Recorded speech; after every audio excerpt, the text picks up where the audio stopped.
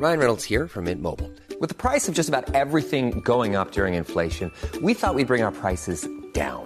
So to help us, we brought in a reverse auctioneer, which is apparently a thing. Mint Mobile Unlimited Premium Wireless. How to get 30, 30, bit to get 30, bit to get 20, 20, 20, bit to get 20, 20, bit to get 15, 15, 15, 15, just $15 a month?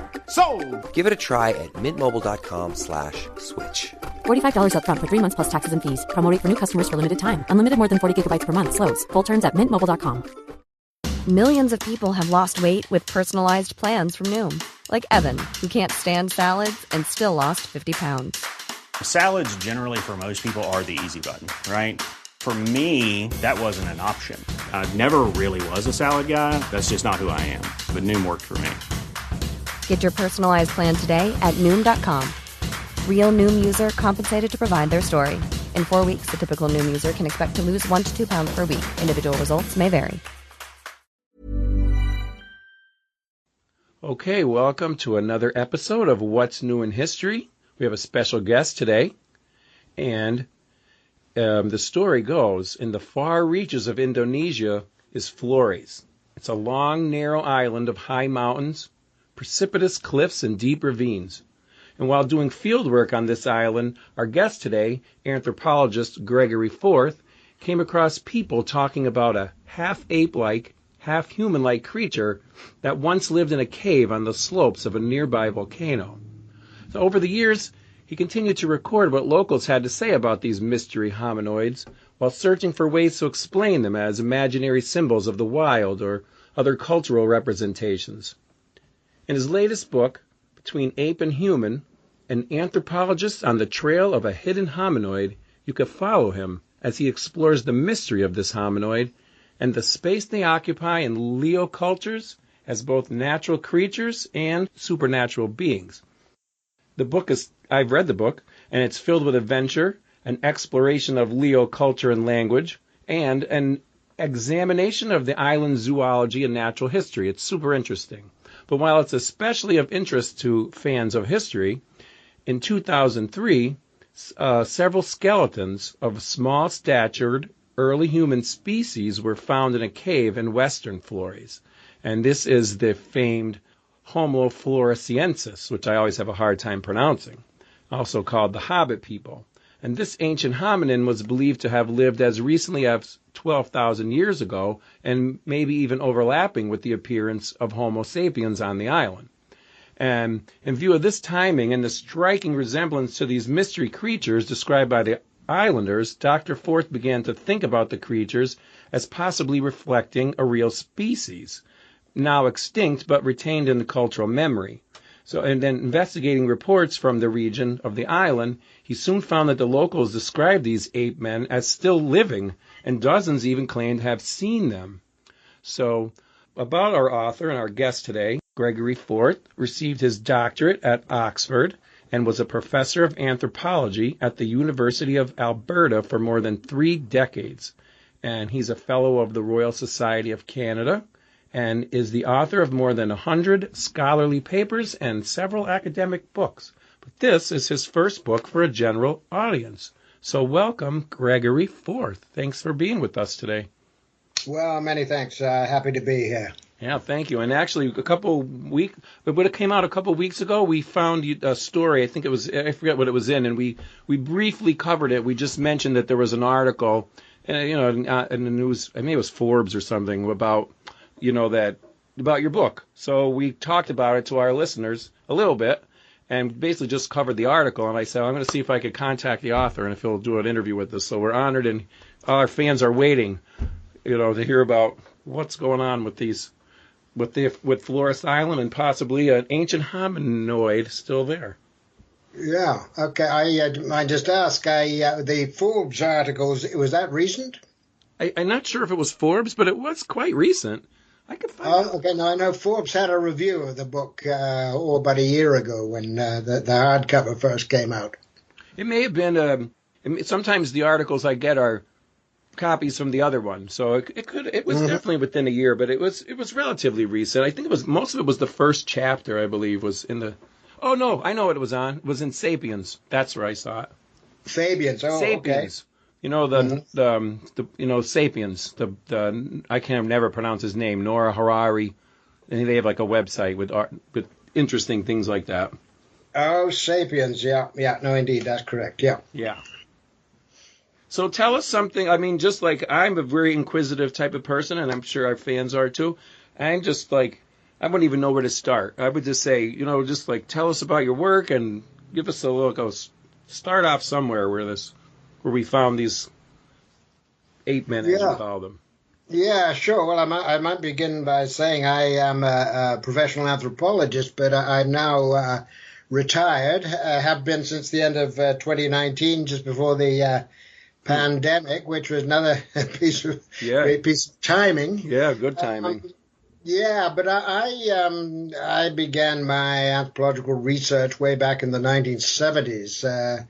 Very much younger than now, of course, when very young in general, I should say, when I began doctoral fieldwork on the island of Flores, the island of Sumba, which is also in the eastern part of Indonesia.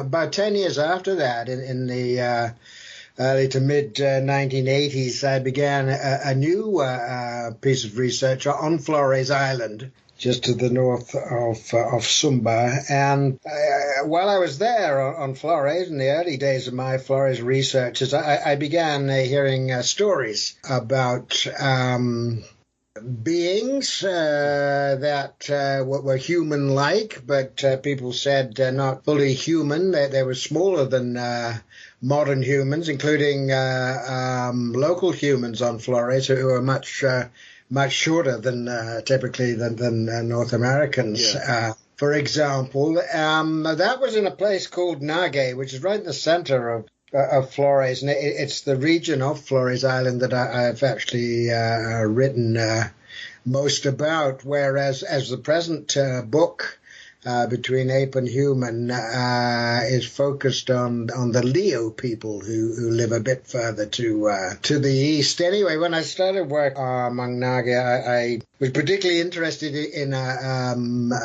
legend or myth which concerned a group of these small human-like beings that were said to have lived on the higher slopes of a nearby volcano. Mm-hmm. To have interacted with local humans, largely in negative ways by, stealing their crops and so on, so that eventually people, the members of a particular group, inhabitants of a particular village in Nage, got together and decided to exterminate these little hominoids. Yeah, I did hear that story once on a podcast years ago. That was the first thing that piqued my interest on the story. Well, there you are. I mean, I have written on this, previously before I got onto the present book, the present case. I found it fascinating because it was people there in Nage. Nage people were insisting that, this wasn't a folk tale or fairy story like others we've told you. This is something that actually happened, and indeed the beings themselves, the hominoids, were described in a largely naturalistic kind of way. After I was well into my Nage research, I extended this project over quite a number of years. So I was still visiting Nage in the late 1990s into the 2000s. But I extended this research into a region called Leo, as I said, and it was there that in Leo that I encountered a story very similar, actually, to the legend of the Nage hominoids, about creatures that were killed in a cave, basically. I should say that most of my research on Flores as an anthropologist hasn't been concerned with this particular topic. Okay, I was going to ask you that. Yeah, no, it's been taken up with all kinds of things to do with local society, culture, and language, including, indeed, the indigenous religion, the language, as I said, texts, stories, local oral histories, all this kind of thing. But more than that, local folk zoology, as it's sometimes called, which is a local knowledge of animal species with which people share their environment and indeed, deal with in various ways, on the hunt as food and all the rest. So my interest in hominoids has always been located in the context of a general knowledge of the culture and language of the people concerned. And I think the book shows that. As one of the respects in which I dare say it's it's quite original. Anyway, I moved into Leo and found Leo people talking about a being they called Laiho'a, which was generally similar to the Nage hominoids, but with some differences. For one thing, it was generally described as smaller bodied. We're talking about a creature that would be standing around, according to local descriptions, around a meter or a yard tall. Like a little kid. Yeah, that's right. Like a small child. In fact, they use that comparison themselves. Completely cultureless in the sense that these things don't wear clothes or have other technology, somewhat hairy-bodied, although how hairy, that varies from case to case, description to description, looking like humans, except particularly in regard to the face, they look somewhat more like monkeys. I should say, by the way, that I don't know if you're familiar with the distinction between apes and monkeys. There's a definite zoological difference. That there are no apes in eastern Indonesia, but there are monkeys. There's one species of monkey which was imported to the island, actually, by all indications, several thousands of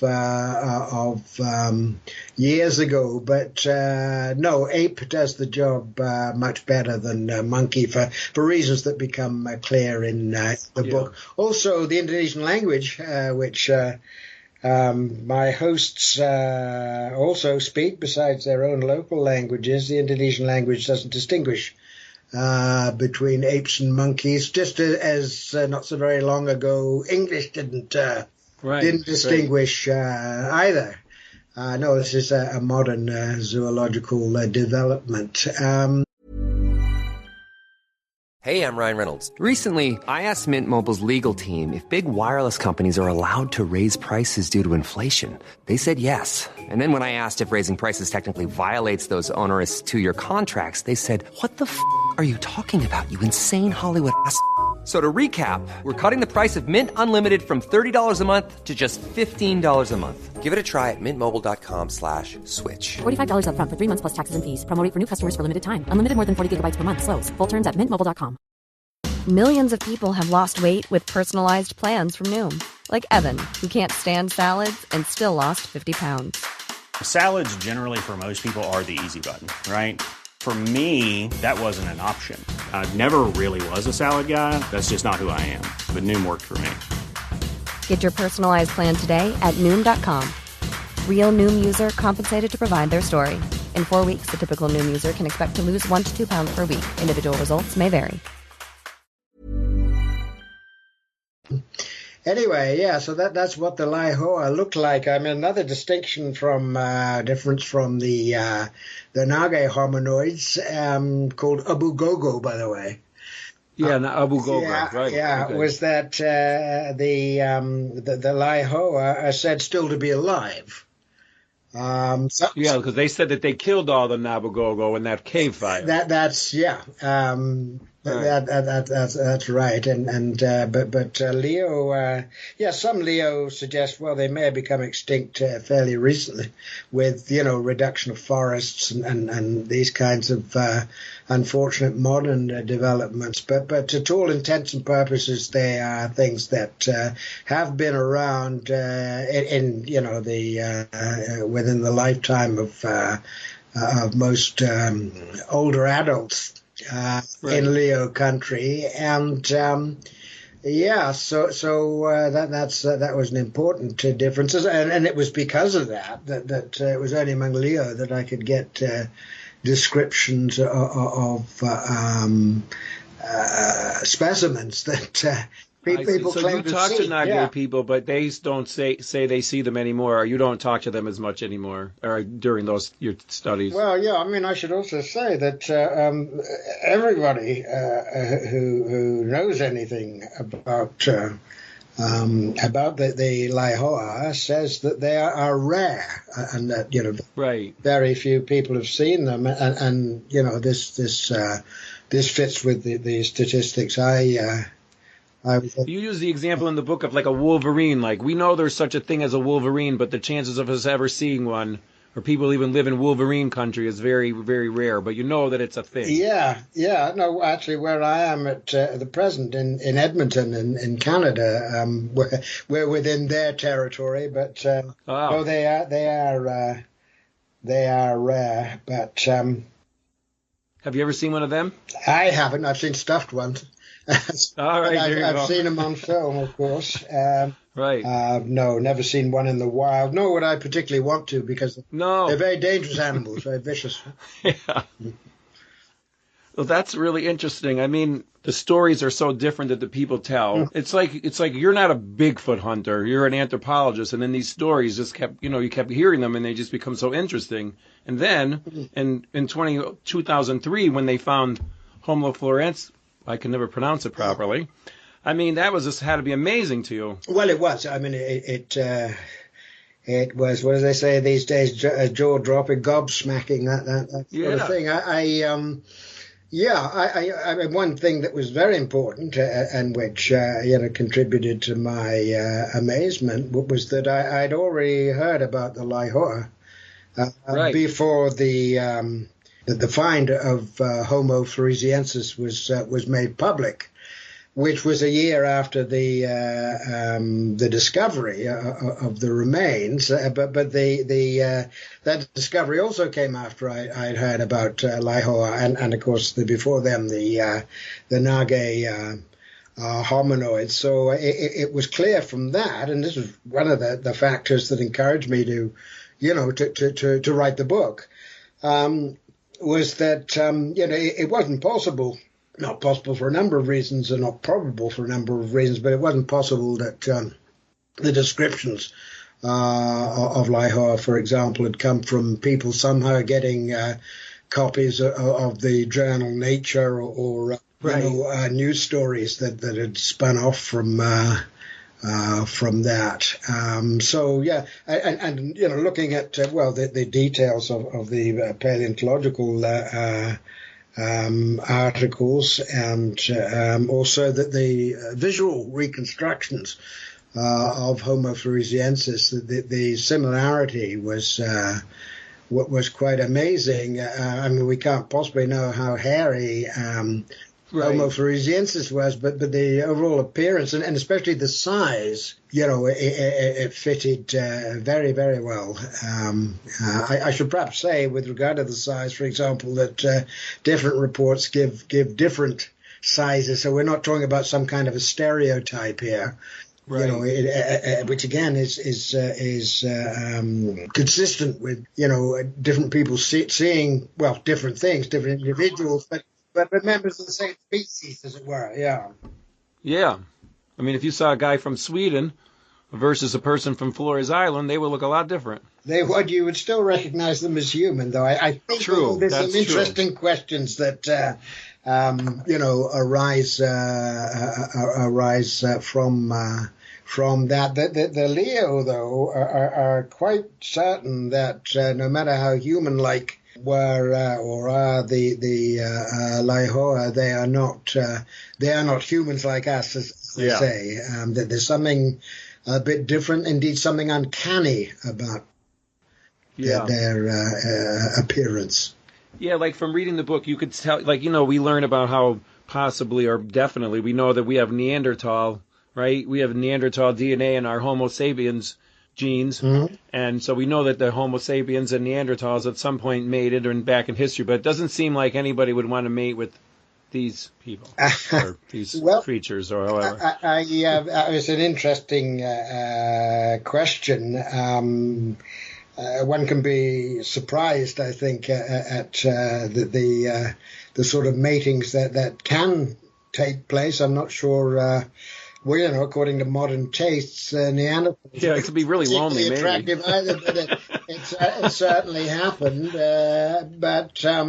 No, I mean, there is connected with that, closely connected with that there's a whole question, and this is a paleontological question about Homo floresiensis, and that is how closely related, indeed, Floresiensis is to Homo sapiens, or even Neanderthalensis, which are, certainly more closely related to us than whether Homo floresiensis.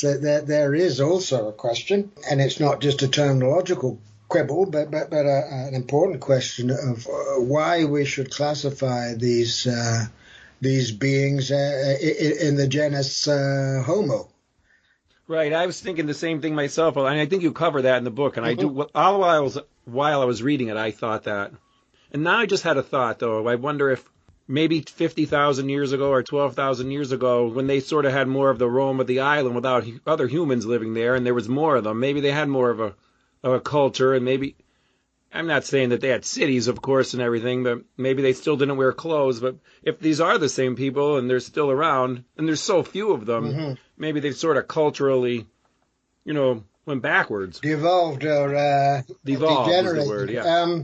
Well, I say first of all that 15,000 years ago, or 10,000 years ago for that matter, nobody had cities. 15,000 years ago, we were all hunter-gatherers, food collectors. But with the Homo floresiensis, we're talking about a hominin that had a brain about the size of a chimpanzee's. Yeah. In other words, it was about a third the size of a modern human brain. We don't. There's no definite evidence for either fire or stone tools. There's which again.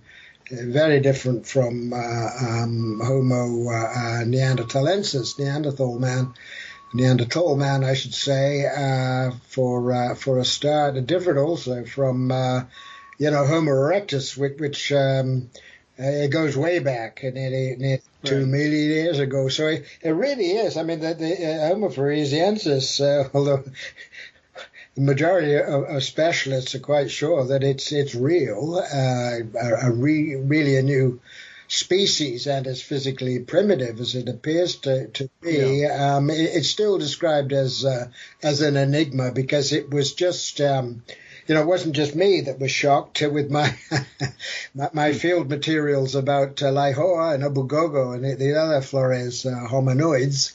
But everyone was amazed at Homo floresiensis, because it just, especially the date initially given for it.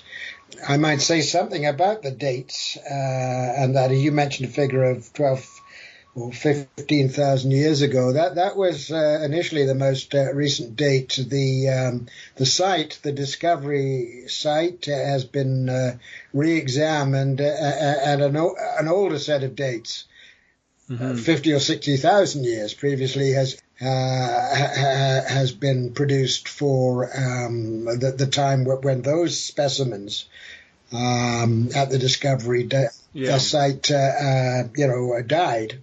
But the remains of this species have only been found at a single site. Whereas, we can be sure that the hobbits, as they're sometimes called, couldn't possibly have lived just at a single site. Yeah. So when it died out, or I suppose I should say now, if it really did die out, it remains an open question. Since the discovery of Floresiensis, paleoanthropologists have gone back to Flores looking for its ancestors. and they found remains of another even smaller, apparently, hominin in another part of the island that dates to around 700,000. Holy cow! Yeah, so very old indeed. Now they can't say that is the ancestor, but from what evidence they have, it appears similar, which would mean that the Floresiensis lineage goes way back, and evidence for stone tools, or what may be stone tools, to suggest that there have been hominins of some sort on Flores Island before 1 million years ago, which is all just a couple of decades ago. None of this would have been, maybe a bit more than a couple of decades ago, but not long ago anyway. This would have been considered just, the stuff of fantasy. So, I mean, one of the suggestions I make in the book is it's just a question, really. Is if Homo Floresiensis or its ancestors could survive on the island for 1 million years, from around 1 million years ago to much more recently, then why not in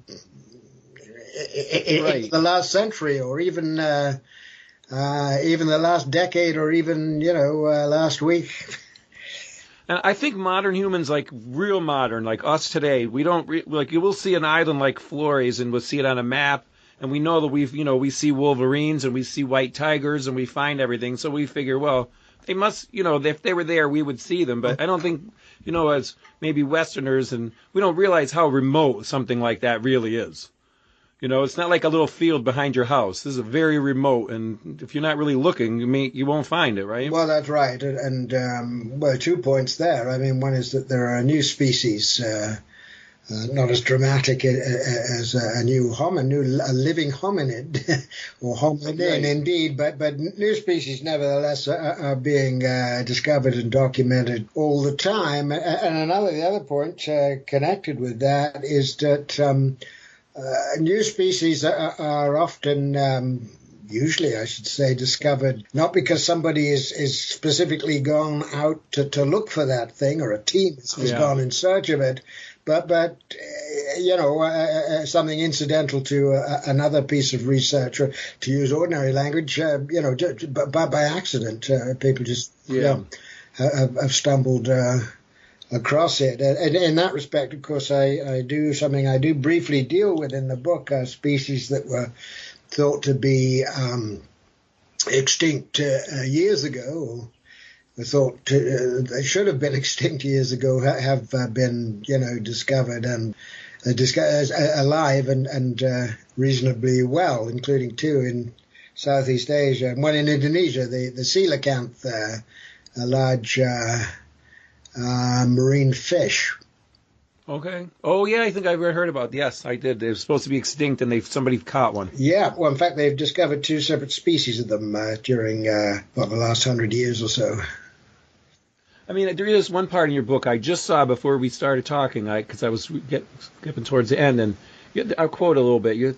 It said something like, here it goes, "The idea goes back as far as French naturalist Georges Cuvier, probably, and his assertion published in 1812 that there is little hope of discovering new species of large quadrupeds, because large animals should have more difficulty staying hidden than smaller ones," which seemed reasonable. But since he made that, numbers of large primate animals have been found, like gorillas and. Yeah. I mean, before that, you mentioned they thought pygmies were just a story that wasn't a real thing, and then we found no, pygmies are real. So hey, we really don't know, right? I mean, like you said, it's very remote. Not anybody's looking for them. No, that's quite right. There are a number of institutional reasons why people don't simply go out looking for something that might exist. Something I go into in the last chapter of the book. I mean, this is right. You don't want to be booked as a Bigfoot hunter or something like that, which is why even like when I said to you, I said, well, if you like to go on our show, we're not like aliens built the pyramids people here. We're doing real, like you're doing real research, and we like to do real history, and we're not just asking questions like some of these people. I guess that could be kind of a bad thing, I guess, if some, those Bigfoot hunters like sort of catch on to this. But boy, you really would like somebody to. I mean, could you imagine if we find a tribe or something of like ancient? I mean, what would that be like? Do you think? Could you imagine? Well, a group of what exactly? Something like If we found a couple of these. What would you call them? How do you pronounce a it? Laihoa, yeah. Yeah, Oh, like yeah. imagine if we found a family of them, Yeah. and we sort of, they were walking around like.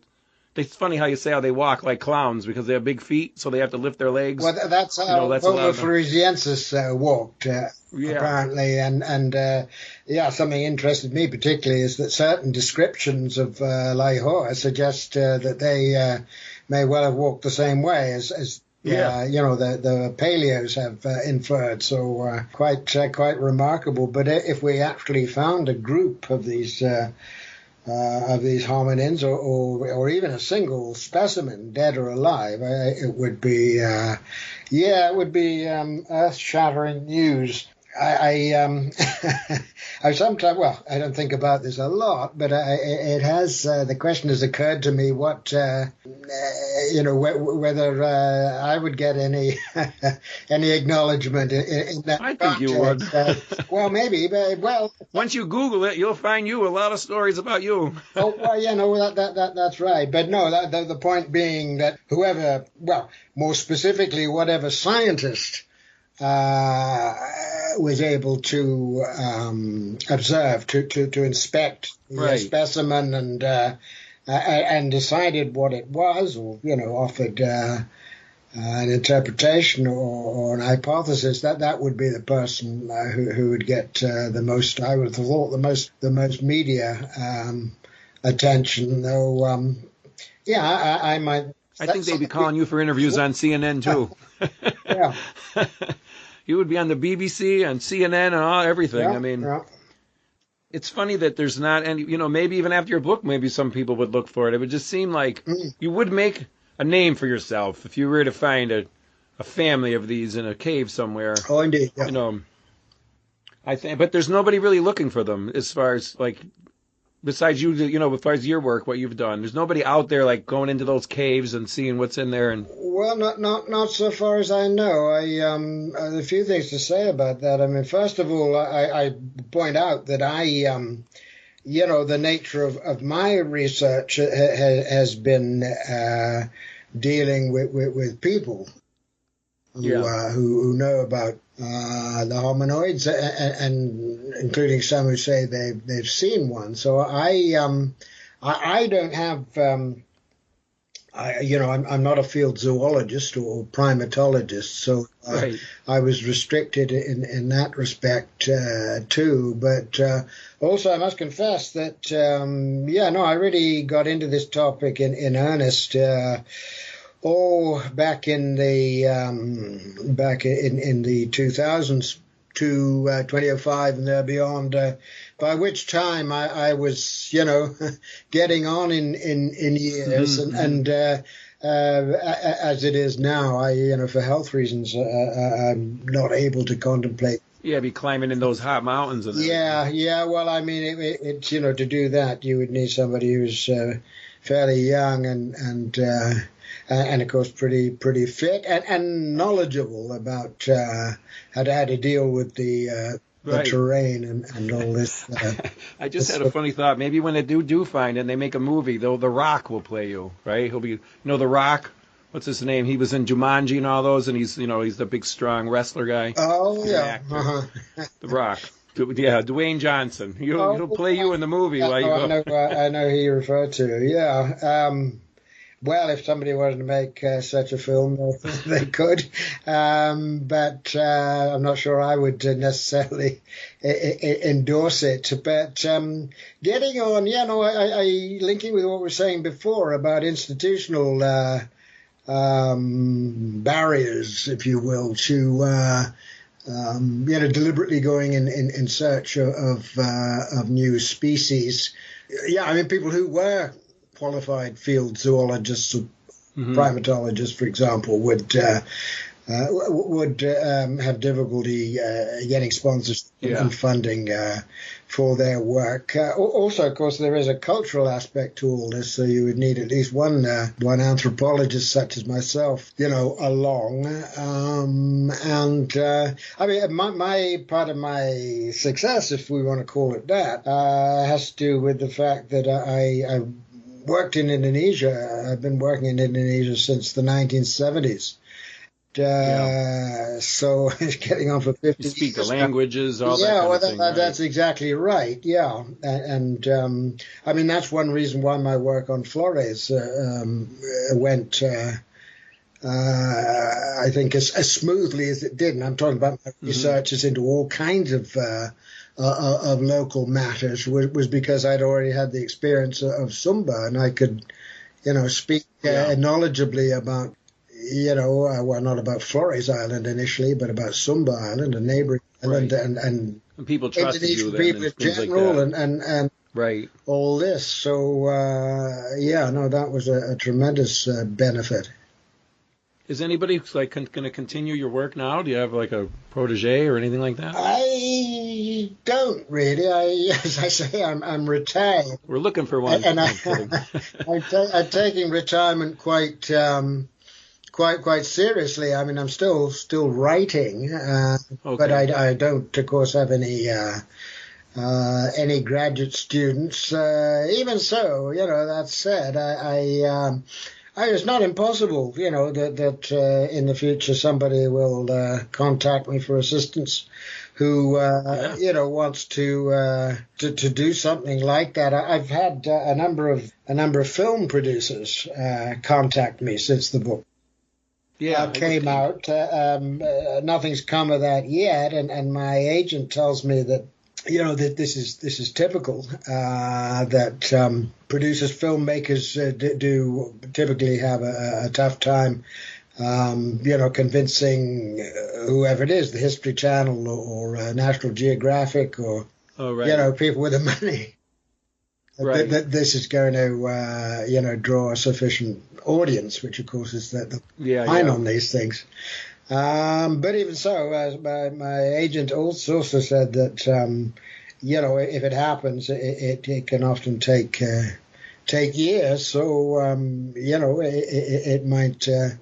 it might still happen that somebody it would take it on. Yeah, I mean, you get publicity. Somebody. Yeah. I don't know. I mean, there's like stories of little people all over, like, not just in this culture, obviously. There's stories of leprechauns and all these things. Yeah. But I mean, reading your book, you could see a lot of these stories they're so similar, they're not like, there's obviously, like you mentioning, you guys should read the book. You'd say about people will embellish a little here and a little there, but, there just seems like so many things. It's like, why would they be making up all these things? And, we triangulate. One person said one. So like, what do you think? Yeah. What do you really think? I mean, I think there probably is something there from reading your book. Well, that's the possibility I deal with in the book as one of a number of possible explanations for what people told me. And I go through quite a number. The first thing I do after the introductory chapter and after a chapter which gives a general description of what people say the Leo ape men look like. After that, in chapter 3, I confront head on the question of, well, might these just be imaginary beings, spirits, spiritual beings, right? Indeed, I mean, Leo and other Flores Islanders do believe, we can say, in the existence of spirits, and just in the way many people around the world also believe in them.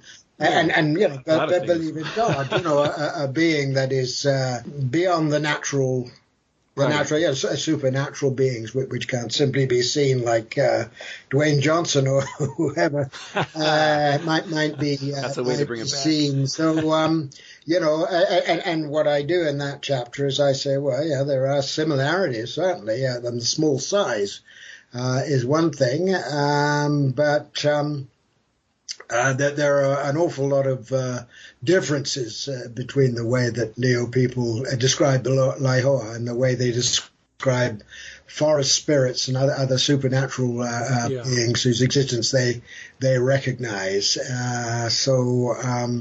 And indeed, they themselves say, look, no, these are not spirits; these are different.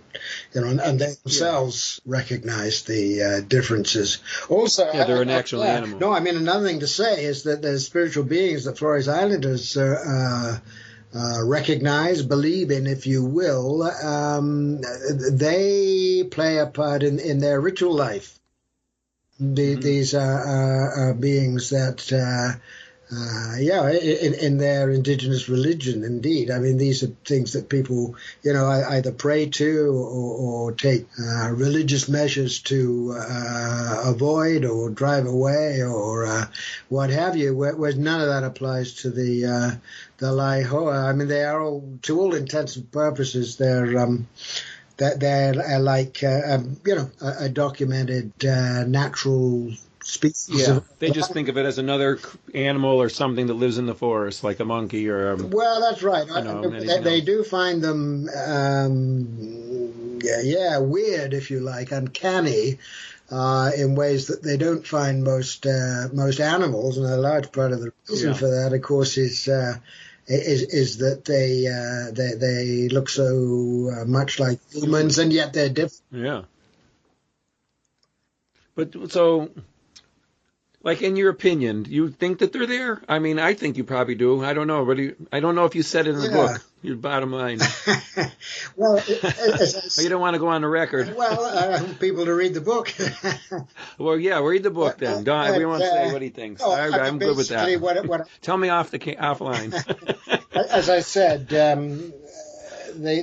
what I do in the book is I look at a number of possible explanations. In fact, all the possible, general sorts of possible explanations I can think of, and I come to the conclusion that these things really existing and people, actually a few people actually seeing them is as good an explanation as any other, and in fact is a better explanation. It makes more sense than other. Yeah, everybody making it up. Yeah. Well, it's kind of what we're finding out about aliens now. Not to get into that, but boy, there's a lot of stuff in the news now, and you're like, this is really crazy. This seems like, all these people seeing them, must be something going on, but we're not talking about that right now. Well, I mean, there's enough. There's perhaps enough craziness, you could say, in the world. Some very serious craziness, quite apart from space aliens or non-sapiens hominins that still exist. One needs to keep an open mind and very often, rethink conventional wisdom. The recent review, which I think from current anthropology, makes that point. Well, I mean, I definitely would suggest our listeners to check out this book. And did I miss anything? Is there anything else you wanted to say? I know we've been actually talking for like almost 50 minutes. I would say I find the most, dare I say, readable, entertaining parts of the book are the local stories from people I know. Their names are disguised with pseudonyms. And the details of what they told me, and not just what they told me they saw, but how they felt about what they saw, and so on. And if anybody deserves credit for this project, it's those, those highlights. Yeah, because a lot of them didn't really want to talk about it. They think that, you'd be crazy, or I know a lot of their wives didn't want them to talk about it. So, we don't want any spoilers here, but I really recommend the book because it's very interesting. The stories are great. And, it's like anything, like memory changes. That's what I remember. Like, you're kind of like a detective.